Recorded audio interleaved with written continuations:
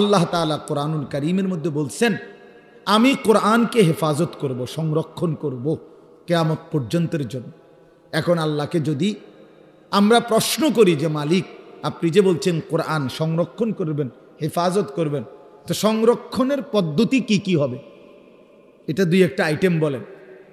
তো আল্লাহ তাআলা বলেন, একটা অন্যতম পদ্ধতি হলো, আমি যুগে যুগে আমি আল্লাহ আমার বান্দাদের মধ্য থেকে এমন কিছু দিল, এমন কিছু সিনা আমি নির্বাচিত করব, যেই সিনাগুলোতে আমি আল্লাহ আমার কোরআন জমা রাখব। এগুলো আমার বাছাই, এগুলো আমার বাছাই। সুম্মা আওরাসনাল কিতাবাল্লাযীনা ইসতাফাইনা মিন ইবাদিনা। কোরআন শরীফের আল্লাহ বলেন, আমার কোরআনের জন্য আমি আমার কোটি কোটি বান্দাদের মধ্য থেকে কিছু বান্দাদেরকে আমি আল্লাহ নিজে বাছাই করেছি। ইসতাফাইনা, ইসতাফাইনা অর্থ আমি বাছাই করেছি। এক দেশ, এক জাতি, এক গ্রাম, এক মহল্লা, এক অঞ্চল থেকে আমি আল্লাহ তাআলা প্রতিদিন, প্রতি মুহূর্তে, প্রতি যুগে আমি কিছু আমার বান্দা আলাদা সিলেক্ট করি, পছন্দ করে নেই, বাছাই করে নেই।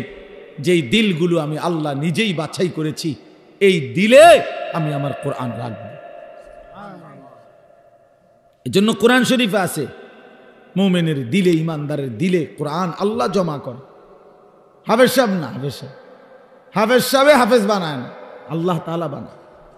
হাফেজ সাহেবের হাতে অনেক ছেলে ভাগ্যও যায়, হাতে ভাগ্য কা বলেন, ভাগ্য যায় না, তাইলে সব ছেলে তো হাফেজ হয় না।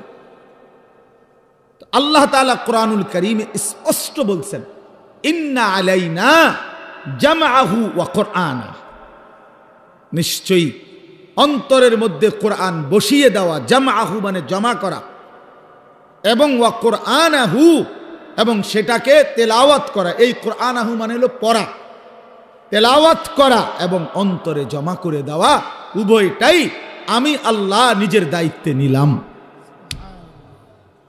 এটা আমি নিলাম। নাহলে 8 বছরের বাচ্চা আল্লাহর কোরআন পড়তে পারা, এটা চারটিখানি কথা না। 10 বছরের বাচ্চা 30 পারা আল্লাহর কোরআন টানা বলতে পারে, এ খামখেয়ালি কথা না। এটা আল্লাহ তাআলার ফয়সালা, আল্লাহ তাআলার তৌফিক, আল্লাহর বাছাই, আল্লাহর মনোনয়ন, আল্লাহর পছন্দ, আল্লাহর দয়া, কারাম, ইহসান, মেহেরবানি, খোদার কসম, কায়নাতের সর্বশ্রেষ্ঠ পাওয়া। গোটা পৃথিবী যদি কেউ 1000-12 পায়, গোটা দুনিয়া, আর আল্লাহর কোরআন যদি কেউ 1 আয়াত পায়, তো এটাই দামি, এটাই দাম। বাকি এটা বুঝবে সে, দিল আছে যার, আখেরাত চিনে যে। একই জিনিস সবাই কদর বুঝবে এমন কোনো জরুরি না, এমন কোনো জরুরি না, এমন কোনো জরুরি না। এই জন্য বললাম, প্রতিটা হাফেজে কোরআন আল্লাহর বাছাই। কার বাছাই? বাপ আল্লাহর। আর সেই মালিক আল্লাহ নিজেই হাসরের দিন যাকে তিনিই বাছাই করে হাফেজ, আলেম, কোরআন পড়নেওয়ালা বানাইছেন, তারে হাসরের ময়দানে আল্লাহ নিজেই ডাক দিয়ে স্পেশালি বলবেন, ইউকালু লিসাহিবিল কোরআন।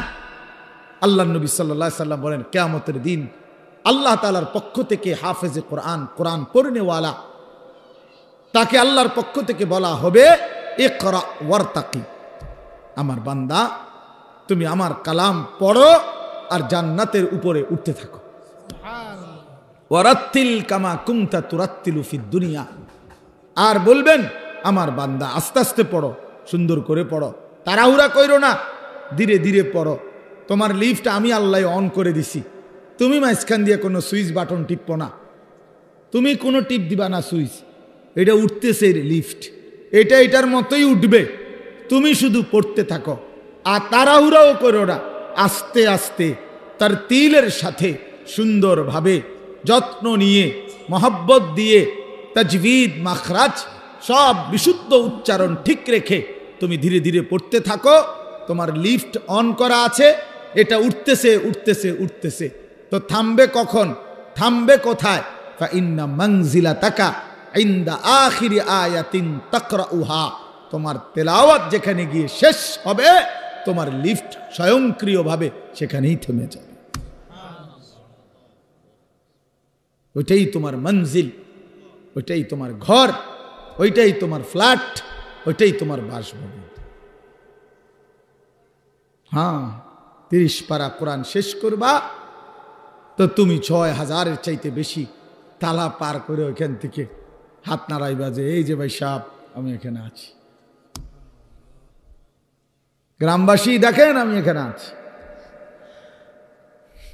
এই জন্য কোরআনুল কারীমের হাফেজ অনেক দামি, অনেক দামি। আপনার চোখে এটা একটা সামান্য পাগড়ি, আমাদের চোখে এটা অনেক কিছু, এটা অনেক কিছু। এটা 300 টাকার একটা পাগড়ি না, এটা অনেক বড় সম্মান, অনেক বড় এজাজ, অনেক বড় মর্যাদা। এটা আল্লাহর দান। যালিকা ফাদলুল্লাহ ইউতিহি মান ইয়াশা। আল্লাহ বলছেন এটা আল্লাহ তাআলার অনুগ্রহ, আর তিনি যাকে ইচ্ছে করেন এমন দয়া তিনি তাকে করেন। আল্লাহই করেন, আল্লাহই করেন।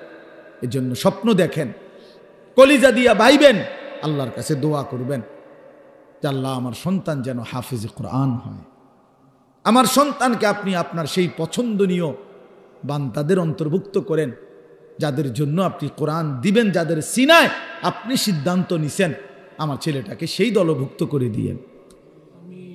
আমিন। আল্লাহ আমাদেরকে কবুল করে নেন, আমাদের প্রত্যেকের সন্তানকে আল্লাহ তাআলা কোরআন পড়নেওয়ালা বানিয়ে দেন। যেই বাচ্চাগুলো আপনাদেরকে জানাজার নামাজ দেখাইছে, আমাদের সারা বাংলাদেশে আলহামদুলিল্লাহ নুরানি পদ্ধতি এতটা জনপ্রিয় এখন, আমার তো দৃষ্টিতে এখন আর এগুলো কিচ্ছু দেখাইতে হয় না। আলহামদুলিল্লাহ এত বেশি মুসলমান চিনে এখন যে বাচ্চাকে দিন শিখাবে তো নুরানি পদ্ধতির চাইতে বিকল্প, এর চাইতে সুন্দর চমৎকার কিছু আছে আমার জানা নেই, আর এর চাইতে সুন্দর কিছু জানা নেই। এমন চমৎকার, এমন নিখুঁত উপস্থাপনা আর কোনোখানে নাই, কোনোখানে নাই। একটা একটা করে 3টা চাদর, কোনটা বিছাইলাম, কোনটা আগে দিলাম, কোনটা বামেরটা আগে ডানেরটা পরে, 3টা বান দিলাম, প্রথম বান মাথায়, এইভাবে নিখুঁত উপস্থাপনা এবং নিখুঁত চমৎকার সুন্দর বলা। নুরানি পদ্ধতির চাইতে আদর্শ পদ্ধতি, চমৎকার পদ্ধতি ছোট বাচ্চাকে দিন শিখানোর, কালেমা শিখানোর, ইসলাম শিখানোর, এর চাইতে আদর্শ কোনো সিস্টেম অন্য কারো কাছে নাই। আলহামদুলিল্লাহ। আমি মদিনা শরীফ মসজিদে নববীতে রাসূলুল্লাহ সাল্লাল্লাহু আলাইহি ওয়াসাল্লামের রওজায়ে আতহার যেখানে, সেই মদিনা শরীফে মসজিদে নববীতে মদিনার বাচ্চারা, ছোট ছোট বাচ্চারা মদিনা শরীফের এই মসজিদে নববীতেই মক্তব পড়ে। ফজরের পরে, আসরের পরে মক্তব আছে, ওইখানে অনেক উস্তাদ আছে, এ আলাদা আলাদা খুঁটির পাশে পাশে উস্তাদরা বসে, আর এই মদিনার সুন্দর সুন্দর ছোট ছোট বাচ্চাগুলা এগুলা পড়তে আসে। আমি অনেক সময় ওগুলোর লগে বসে বসে দেখি, এ হজ উমরায় গেলে। তো আমি নিজে আপনার এরকম বাচ্চা, একবার এক বাচ্চারে বললাম তোমার বইটা দাও, এটা একটু আরবিতে, পায় দিচ্ছে না আমারে। আমি অনেকবার বললাম তোমার এটা দাও আমারে, আমি একটু দেখি। তো তার পাশের ছেলেটা হাসতে হাসতে বলতেছে ওটা ছিঁড়া, ছিঁড়া ছিঁড়া দেখে দেয় না, তুমি আমারটা নাও, ওরটা দিতে গেছি। এরপরে আমি ওই বাচ্চারটা নিলাম। এরপরে প্রথম পৃষ্ঠার দিকে খুলে দেখি এই বাচ্চাদের এই মদিনায় আরবে যে বইটা, কায়দাটা বাচ্চাদের মক্তবের, ওটার মধ্যে একবার স্পষ্ট বড় অক্ষরে লেখা আছে আল কায়দাতুন নুরানিয়া, নুরানি কায়দা। আমি পরে 4 রিয়াল দিয়া এটা কিনে আনছি, আমার কাছে আছে নুরানি কায়দা। মানে এই নুরানি পদ্ধতি হযরত মাওলানা কারি বেলায়েত হোসাইন রহমতুল্লাহ আলাই, এই মহামানুষটি 43 বছর একটানা উনি বলছেন আমাকে, হাফিজি হুজুর রহমতুল্লাহ আলাই বলছিলেন, হাফিজি হুজুর বলছিলেন, হাকিমুল উম্মত মুজাদ্দিদুল মিল্লাত হযরত মাওলানা শাহ আশরাফ আলী থানভী রহমতুল্লাহ আজাল্লে বড় উঁচা একজন খলিফা ছিলেন হাফিজি হুজুর রহমতুল্লাহ আলাই। বাংলাদেশের সমস্ত ইমানদার ওনার নাম জানে, হাফিজি রহমতুল্লাহ আলাই। এই উনি উনারে বলছিলেন কারি বেলায়েত হোসেন সাহেবকে যে আপনি এমন একটা সুন্দর সহজ কোনো কৌশল মুসলমানের বাচ্চারা দিন শিখবে, সূরা কেরাত দোয়া কালাম শিখবে, আপনি একটা পদ্ধতি বাহির করেন। উনি 43 বছর একটানা ওই নুরানির বই, বাচ্চাদের যে বই পড়ায়, আপনি বইয়ের শুরুতে ভূমিকাতে এটা লেখা আছে, উনি বলছেন আমার 43 বছরের সাধনার ফসল এই নুরানি পদ্ধতি। এই সুরে সুরে বলা, এই টাইনা টাইনা বলা, এই কোনটার পরে কোনটা সিরিয়ালে বলা, 2 রাকাত নামাজে 60টি মাসআলা, এই এমনি এমনি এক সুন্দর তালে তালে কর, অজু ভঙ্গের কারণ এতটি, নামাজ ভঙ্গের কারণ এইটা। আমার মাদ্রাসা তো দেখ বাচ্চা ওই যে হুজুরে যে পড়বার সময় এমনি একটু ডুলছে, ও বাচ্চা ওই ঘড়িটা কইবার সময় ডোলে। আরে তো ডোলো কা, ওই যে ওস্তাদ যে এমনি ডুলছে, হেতে এই ডুলাটাও ঠিক রাখছে, এমন নিখুঁত, এমন চমৎকার। এই জন্য আমি এইটাও আপনাদেরকে বললাম, নুরানি পদ্ধতি আল্লাহ তাআলার কাছে একটা মকবুল পদ্ধতি। আলহামদুলিল্লাহ, আপনাদের বাচ্চাদেরকে আপনারা কোরআন শিখাবেন, দিন শিখাবেন। ছোট্টবেলার এই 3 বছরের নুরানি, আমার শায়েখ আল্লামা মুফতি মুশতাকুন নবী সাহেব বলে, এই 3টা টিকা 3 বছরে, মানে নুরানির 3টা টিকা দিয়া দিয়েন, মৃত্যু পর্যন্ত আল্লাহকে ভুলবে না, সেজদা ভুলবে না, নামাজ ভুলবে না, সূরা কেরাত আর অশুদ্ধ হবে না, শুদ্ধ হবে।